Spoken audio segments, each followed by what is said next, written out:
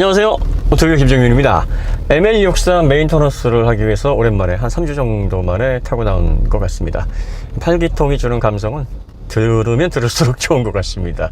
이 맛, 그리고 또 전기차 그동안 몇 번 경험을 하고 나서 이렇게 잔진동이 이렇게 바로 교환해서 차를 탈 때는 약간 어색했으나 역시 또 다시 타고 다니다 보면은 아 그래, 이 진동, 이 묵직한 엔진음, 이만의 매력이 있구나, 이런 생각이 좀 다시금 듭니다. 역시 좋은 건 뭐 좋은 거네요. 자, 이 전기차 시대가 이제 곧 온다 그러니까 여러분들이 이제 내연 자동차를 지금 구입을 해야 되나, 지금 신차 사도 되나, 그리고 또 어느 정도의 차를 사야 되나, 그리고 또 전기차는 언제 구입을 해야 되나, 뭐 이런 고민들 많이 하시는 분들 계실 겁니다. 일단 뭐 제 개인적으로 생각입니다만, 전기차 시대가 오려면 적어도 한 3, 4년 정도는 더 기다리셔야 되지 않을까 싶기는 합니다. 지금 충전 인프라도 그렇고 일단 전기차 가격이 너무 비싸요. 전기차가 지금 현재 대중적으로 나오는 차들이 가장 저렴한 게 3천 중반대, 그것도 보조금 적용해서요. 그 다음에 조금 편의성이 강조되고 옵션이 있고 주행거리가 나오는 거는 한 5천 내외, 뭐 4천에서 5천 그 사이고요. 그 다음에 좀 더 개성 있고 성능이 강화되어 있는 모델 같은 경우에는 6, 7천, 또 고급감이 강조된 모델 같은 경우에는 8천, 9천, 1억이 넘어가기도 하는데, 이런 것들이 이제 내연 자동차와 비교를 해보면 대략적으로 비슷한 급에 비해서 40%, 50% 정도 아직은 가격이 더 비쌉니다. 그러니까 보조금을 지급을 받고 있기 때문에 거기에서 오는 체감적인 그 가격의 부담이 아주 크지 않을 뿐이지, 보조금이 만약에 없다 그러면 사실 그 가격 따지고 전기차 구입하시는 분들은 그게 많지 않을 거라고 보여지긴 합니다.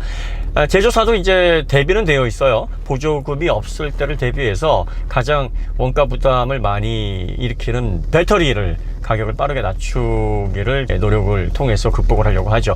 물론 뭐 제조사가 이제 내재화를 하는 제조사 같은 경우에는 현재 거의 없습니다. 테슬라도 내재화를 발표했을 뿐이지 아직까지 뭐 프리몬트 공장이나 그 외에 배터리 생산 시설에서 생산되고 있는 4680 배터리 자체적으로 제작을 한다고 발표한 배터리들의 수율이 아직 달성이 안 돼 있어서 적극적으로 이제 탑재를 못하고 있는 실정이고, 그것 때문에 모델 S 플레이드 플러스나 사이버 트럭이 계속 취소되거나 아니면 사이버 트럭은 2022년으로 밀렸죠. 로드스타도 마찬가지고요. 그러니까 이런 현상들이 지금 전기차의 대중화를 막는 가장 큰 걸림돌입니다.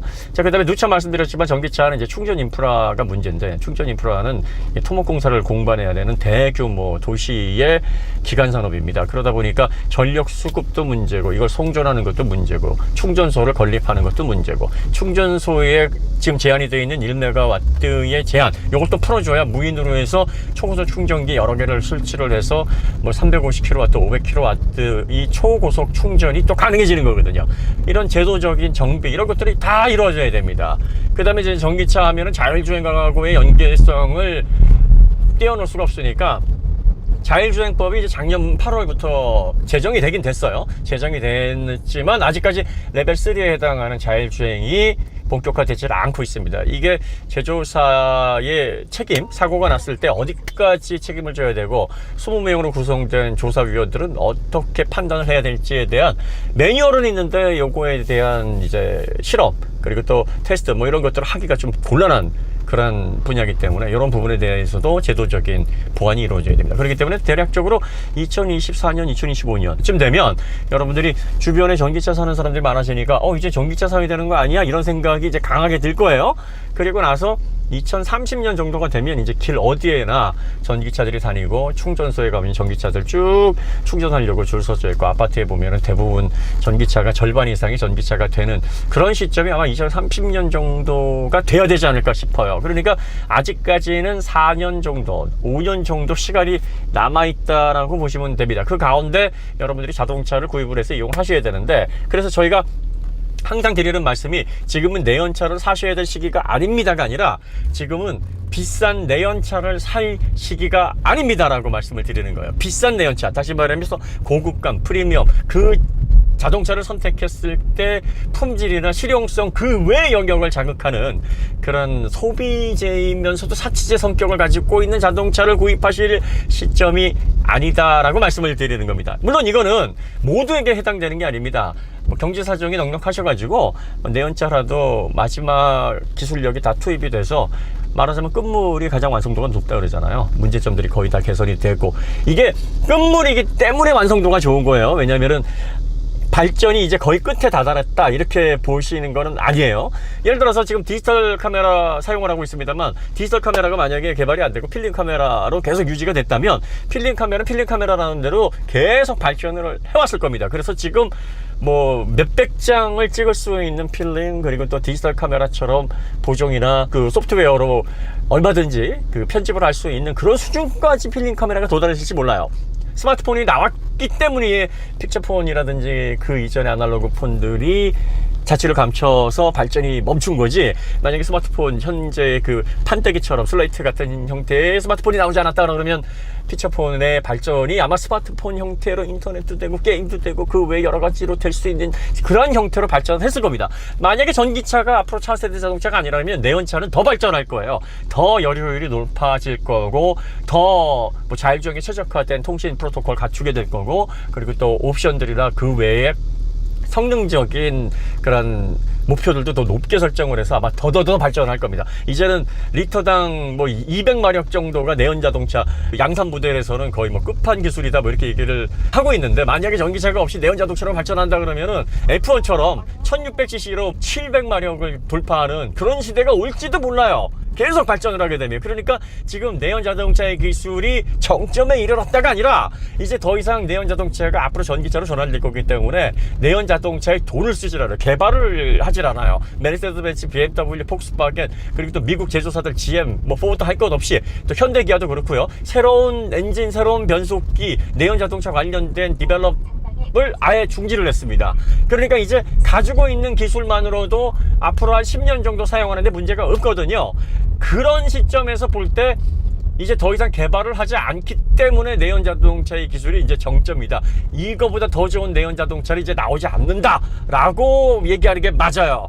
그러니까 지금 내연 자동차 제조사들이 어떻게 마케팅을 하고 있냐면, 그동안은 자잘한 어떤 선택 포인트라든지 편의 장치들, 이런 것들을 그레이드를 세분화해서 이런 것들을 좀 비싼 모델에 넣어주고, 중급 모델에는 반만 넣어주고, 좀 저렴한 모델에는 아예 그냥 한두 개만 백으로 다 그냥 넣지 않는 이런 식으로 차등을 뒀는데, 지금은 뭐 안전사양이라든지 전방 추돌 방지라든지 뭐 후축방, 뭐 이런 그 레인 컨트롤, 이런 것들은 전 모델에 거의 다 집어넣고 있단 말이에요. 물론 이게 2018년서부터 법제화가 됐기 때문에 어쩔 수 없이 넣는 것도 있지만, 앞으로 이제 10년 정도밖에 남지 않은 내연 자동차에서 이거 아꼈다가 나중에 똥 되면 안 되니까 빨리빨리 저렴한 모델이든 비싼 모델이든 기본적인 베이스의 상품을 높여놓고, 거기에서 이제 승차감이라든지 그 외 고급 옵션, 또 고급감, 내장재, 뭐 이런 것들을 통해서 차등을 두기 때문에 지금은 저렴한 모델이든 중급 모델이든 비싼 모델이든 구입하면은 그렇게 후회할 일은 많지 않아요. 근데 문제는 이런 내연 자동차들이 앞으로 더 좋아질 전망이 없고, 또 계속적으로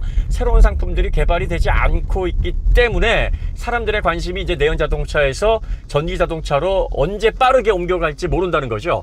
시장에서 주요 제품군으로 판매가 되지 않는 그런 주변 제품군으로 이제 위치가 변하게 되면은 기존의 가치, 중고 시장에서의 가치는 빠르게 하락을 합니다. 그렇기 때문에 여러분들이 비싼 내연 자동차, 고급감이 강조돼 있어서 예를 들어서 뭐 1억 5천, 뭐 2억, 뭐 이 정도 되는 한 10년 전에 선망의 대상이었던 그런 자동차를 만약에 지금 신차로 구입을 하시게 되면, 여러분들이 예상했던 거와 바라던, 기대했던 거와는 달리 이런 것들을 통해서 즐거움을 누릴 수 있는 시간이 그렇게 길지 않을 수 있다. 그리고 나중에 이걸 처분하게 될 때, 아 진짜 결정 잘못했는데, 이거 그때 이거 사지 말고 좀 저렴한 걸 사서 좀 버티다가 좋은 전기차 나오면은 좀 구입을 했었으면은 내가 이만한 손실을 보지 않았을 텐데 라는 생각을 하게 된다는 거죠. 그래서 그런 부분에 있어서 좀 현명한 결정을 하시려면 비싼 내연차 사실 때는 고민을 많이 하셔야 된다. 그런데 지금 당장 차가 필요하다 그러면 내연 자동차를 사셔야 돼요.